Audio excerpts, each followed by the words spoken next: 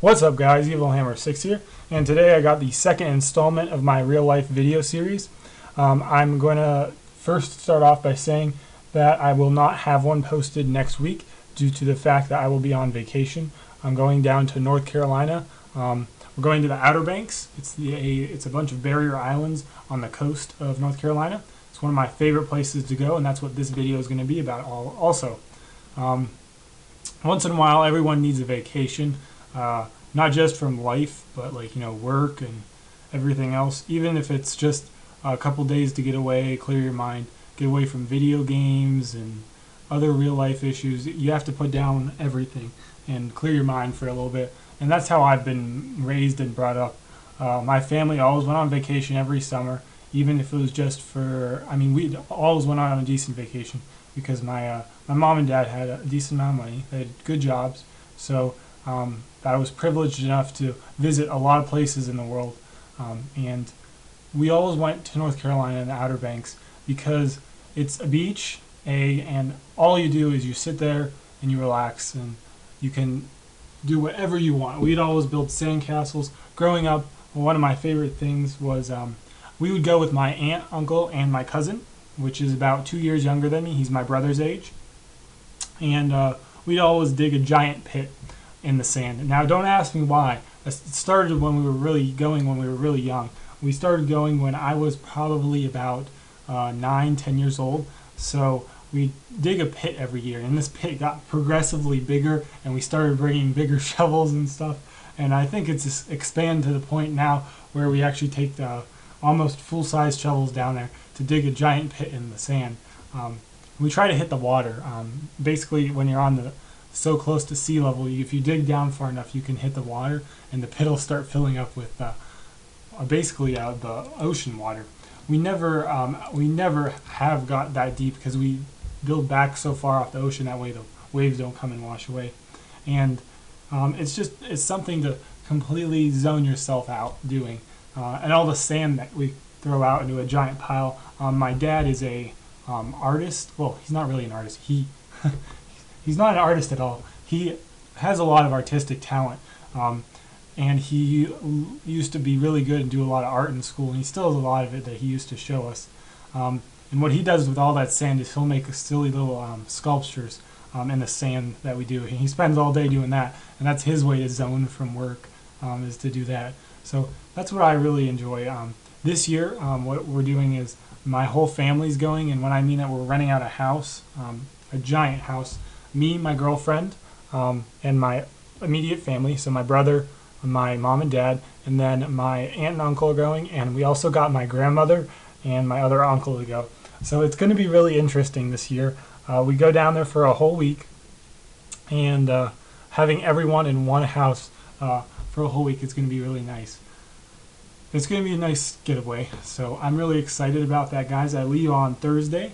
So a few days from now, 2 days? Well, technically, by the time this goes up, it'll be Tuesday. So 2 days from now, 3 days from now, I'll be leaving. We leave in the morning. We drive down. It's about a 9-hour drive. We make it about 10 hours because we stop at a farmer's market on the way down that has a lot of fresh fruit and stuff to pick up some food. And my grandmother is a connoisseur of food and fresh food and fruit and vegetables. So we're probably going to have to have a little extra time there. But it was fun. Growing up, me and my brother would always bring along PlayStation to play in the car on the way down. Or we'd read books or listen to music. And as we got older, and both of us started being able to drive and get our permit, and they let us drive little parts of it. And so now we're growing up, and now all we get to do is pay them back by driving for them. So it's kind of give and take there. Other thing that I was going to talk about vacation is another passion is food. I love food, and down there they have so much great food. A lot of seafood, which I really enjoy. I know a lot of people don't like seafood, but down there it's all fresh and amazing. We go to this one place and they have shrimp. And when I mean shrimp, I mean they just fished them off the shore and they brought them in and steamed them with Old Bay seasoning.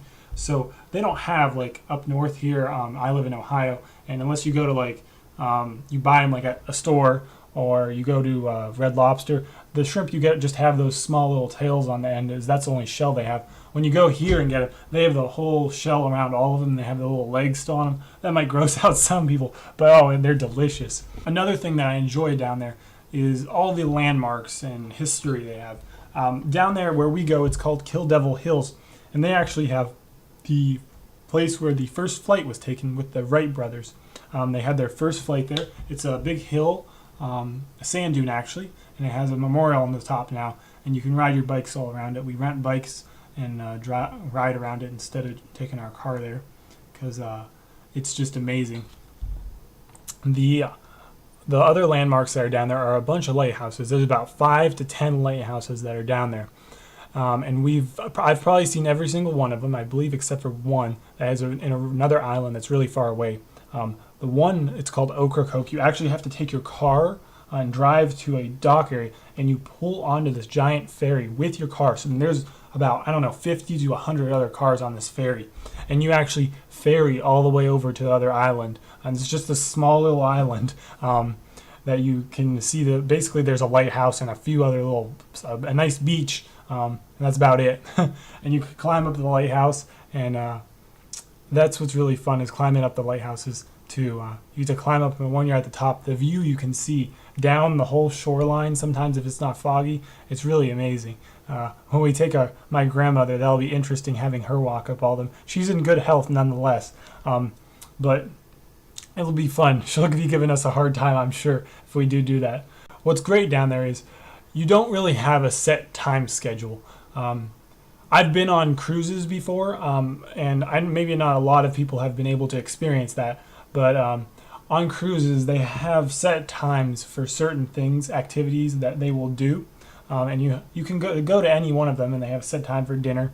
But when you're down there and we're in our own house, we're on our own time, so we could stay out on the beach all day. We could and order a pizza at like 7, 8 at night, or we could go out on the beach till 3 and come in, take a shower, get all ready, and go to a nice restaurant. They have quite a bit of nice restaurants down there. It's really one of my favorite things down there. I don't know, it's magical for me. It's a nice break from everything that's going on in real life. You don't have to think about anything. What we do is we take my dog. I have a little Yorkshire Terrier. His name is Skylar. We take him down there too with us. It's a pet-friendly house. So we take him on walks on the beach at night, and there's these little sand crabs that come out at nighttime. They dig out of their little holes, and they walk around. And we, as young kids, used to just go with flashlights and try to capture them in a bucket and something. They're not the ones you actually eat. They're just small little ones. Now, we take my little dog out when we do this, and my little Yorkshire Terrier, he's about 8 pounds, so he's about the size of, let's say, a little bigger than a football. So he's going after this little crab that's about the size of your hand. We're waiting for it to pinch his nose or something, but they never do because they're way too fast compared to him. But he's always so into it. They'll run back into their hole, and he tries to go over there and get in the hole. It's hilarious. So that's just funny. So another passion other than digging holes that I have on the beach, which is a very odd one, is after we dig all that holes out, my dad, which when he was younger, he used to be very into art. He has really amazing art that he still has in the house in a portfolio. But what he does with all that sand that we dig out is he'll make a sculpture. He likes to make like turtles. He made a Corona bottle the one year with a lime on top. That was funny. And we'll help him do that too. So that's kind of his way to decompress there from his work. It's which is an interesting way, but that's what he does. Another thing that I really enjoy to do, there are boogie boards that you can get. That's when you ride the wave in. You go on the boogie board, you go all the way out in the ocean, and you ride a wave in, which that's fun. But I picked up this little thing that started becoming popular quite a long time ago down there. It's called a skim board. And they're either wooden or plastic. They're really thin. They're about maybe a 1/2 inch to a 1/4 inch thin. And what you do is after a wave washes up on shore, you're standing there and it starts washing back. And as it starts washing back into the ocean, you start running and you throw down your board and jump on it. And that actually skims across the water that's receding back into the ocean. And you can glide on it all the way down into the incoming wave, and you can kind of do like go up it and come back around. On some of the boards that float well, you can do that. or you kind of just hit the wave and jump off. It's really fun. And that's something I picked up. That's just I can sit there and watch waves come in and out, and find the perfect one and just go and ride and just let everything go. And it's really enjoyable. We'd like to also go on a walk down the beach with some water. The beach goes on for not forever, but a very long time. So you could walk down for like half an hour and walk back, and you still won't find the end of the beach. It's just so long and amazing. What I really enjoy about there, compared to most other,